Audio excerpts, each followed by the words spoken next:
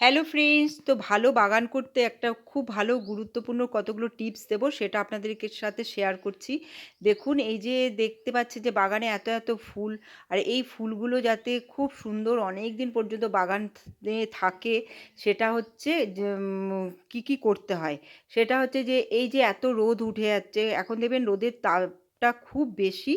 তখন কি করতে হবে, এই সমস্ত ফুল গাছে একদম বেশি খাবার দেওয়া চলবে না, খাবারের বদলে বেশি করে জল দিতে হবে। আপনাদের পারলে দুবার করে জল দিন, দেখবেন গাছগুলো কিন্তু অনেক দিন পর্যন্ত ভালো থাকবে। আর এই যে পুরনো ফুলগুলো হয় সেগুলো খালি কেটে কেটে বাদ দিন, তবে কিন্তু নতুন করে করে ব্রাঞ্চ ছাড়তে থাকবে।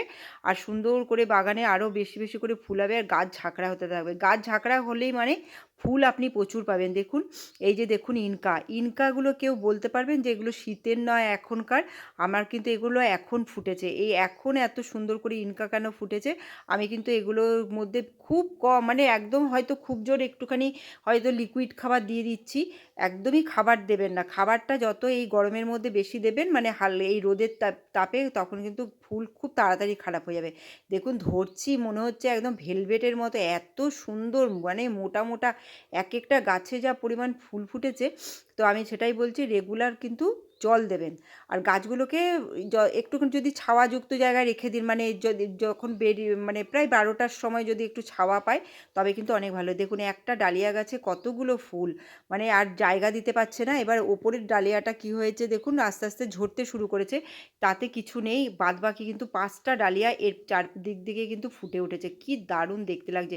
আর এই যে পাশের গাছটাও তাই।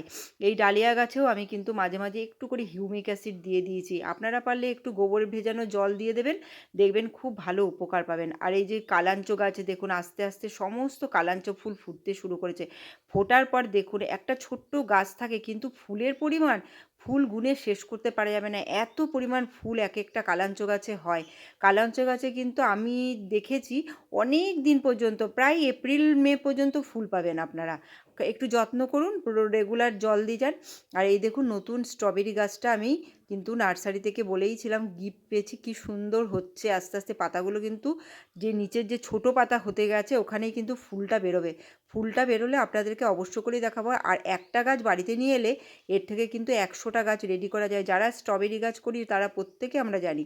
আর দেখুন কাগজ ফুল কতদিন ধরে বাগানে ফুটে আছে, কিন্তু খারাপ হচ্ছে না। যেই সেই ফুলগুলো আমাদের বেশি ফুটে যায় তখনই আমরা কী করি, জলটা দিই।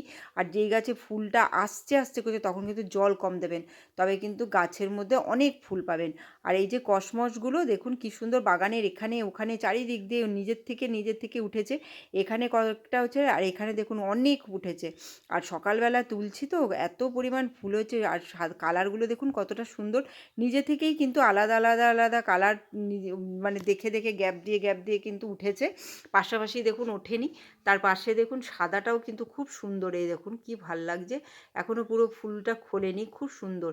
এই যে আমি বললাম কতগুলো টিপস, আপনারা এরকম করুন। বেশি রোদ হয়ে গেলে তখন একটু ছাওয়াযুক্ত জায়গায় রাখুন। আর এই যে বাল্বগুলো থেকে দেখুন, গ্ল্যাডিওলাসের বাল্ব আস্তে আস্তে খুলতে শুরু করেছে। আর এই যে কালারটা অসাধারণ দেখতে। এখনও ফুলটা খোলেনি তাই দেখাতে পাচ্ছি না। বড় বড় স্টিকগুলো ভীষণ বড়। প্রত্যেকটা স্টিকে প্রায় 11টা থেকে 12টা করে ফুল হচ্ছে।